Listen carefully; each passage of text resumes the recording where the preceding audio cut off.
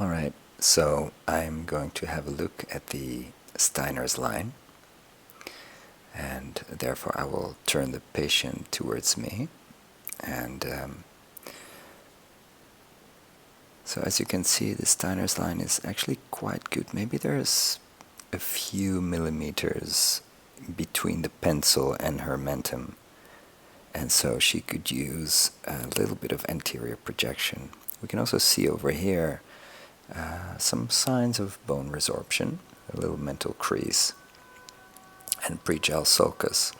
So these indications can all be treated with calcium hydroxylepotide from a medial central entry point here, just in front of the submental crease. I can make my pre-hole. That should be right there. And then from there I can go below the muscle, and I choose my entry point so that I can easily find a path over the mandible itself, over the bone. And so I want to go into the midline, into the area in between the two bellies, which is a little bit more over here, and so that is a potential space in between the two bellies of the mentalis muscle. Now, where is that point of projection? So from the lip down, I take the same distance as the width of the ala, or the intercanthal distance. And in Western countries, cultures, the ideal width of the chin is the same distance. So it's the intercanthal distance, or the distance between the two ala of the nose. So the width of the chin should not exceed this width. And with the cannula, I can go not only underneath the mentalis muscle, but also underneath the DLI, the dorsolabial inferioris, and DAO, and I can even go up to the marionette line. So, together with the mentum, we can also correct the mental crease, the marionette line, pregel sulcus, and signs of bone resorption. For the anesthesia, I'd like to give her a nerve block, the mental nerve, which is coming out of the mental foramen, approximately in the mid-pupillary line. Sometimes you can feel the foramen, but usually it's quite difficult to actually palpate it.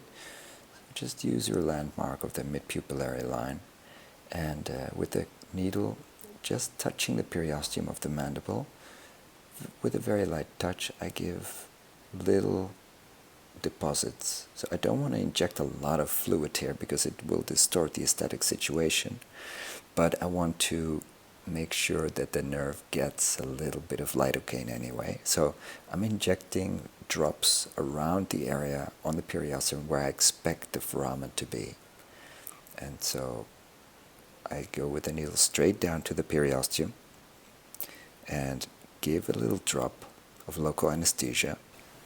Maybe it's about 0.1 or 0.2 per drop, so in total, I guess, 0.3 mLs of lidocaine to 0.5 is definitely enough. In this case, I use non-adrenalized lidocaine because I want to have a short duration of effect that will last us usually about 30-40 minutes. So it's 2% lidocaine without adrenaline. Now for the pre-hole, I change the lidocaine product and I use 1% lidocaine with adrenaline, 1 in 200,000, and so I give an injection in the midline, just in front of the mental crease. And then sometimes I even go a little bit beyond there to go to that area in between the two belly muscles, just in order to already pre-anesthetize there. So I'm using calcium hydroxylepotide non-diluted, and I've created a pre-hole here with a 23 gauge. I lift the muscle up so I can go with the cannula underneath the muscle, click through, and then I will advance my cannula over the periosteum.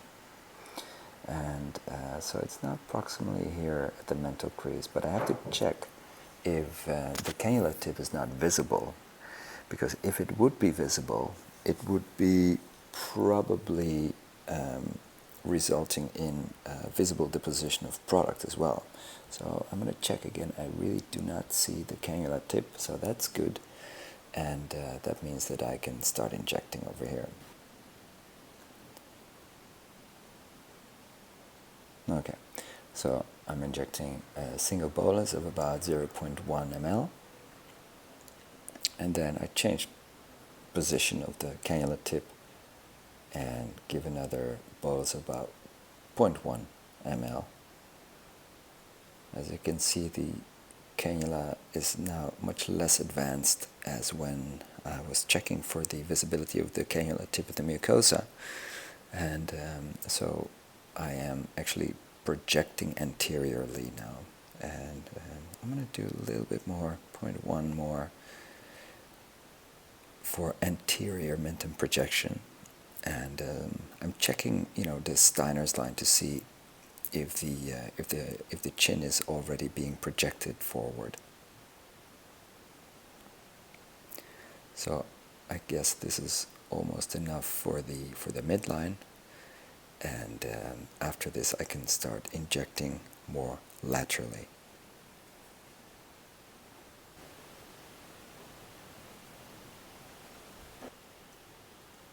So with my non-dominant hand I lift up the muscle, because I want to go over there, lift up the muscle, and it's kind of sliding over the periosteum, and I have to check again if I don't see the cannula tip in the mucosa, and I don't see it, so I know that I'm still good.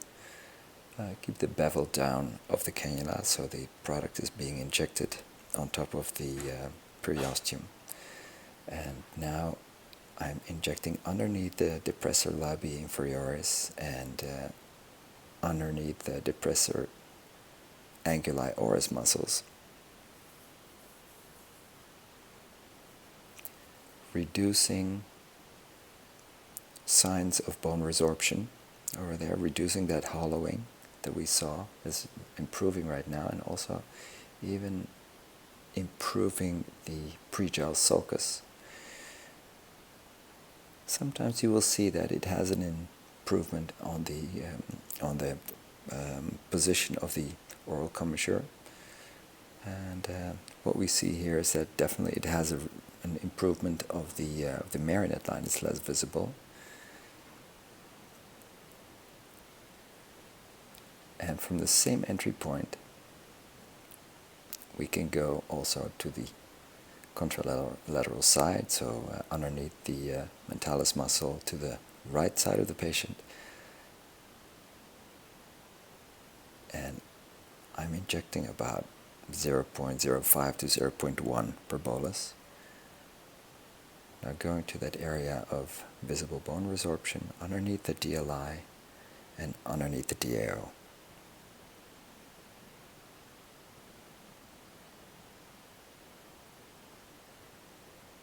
And over here, deep pregel sulcus correction. And if necessary, it's also possible to inject subcutaneous later on. Do that with either non-diluted or with normally diluted calcium hydroxylapatite. And as you can see here, this is subcutaneous improvement of the mandibular contour, reducing the pregel sulcus. So subcutaneously you can advance your cannula very easily, and of course this is a safer zone as most of the arteries are located in the deep area in this part of the face. So the submental artery, the inferior labial artery are located usually submuscular. So relatively safer area. It is generally a very safe area to inject in the chin. Only very few reports of vascular events, but of course they are there, and sometimes even I've even seen a report with a patient that had an embolization in the tongue after chin injection. So you do have to watch out and make sure that you don't inject large boluses, and use retrograde injection, use slow injection. Always the standard precautionary measures. As you can see, we can massage, even out, mold it in order to get to the desired shape of the menton. Now let's check. No visible yellowish deposits of product. And then finally, you can see that the Steiner's line has been optimized.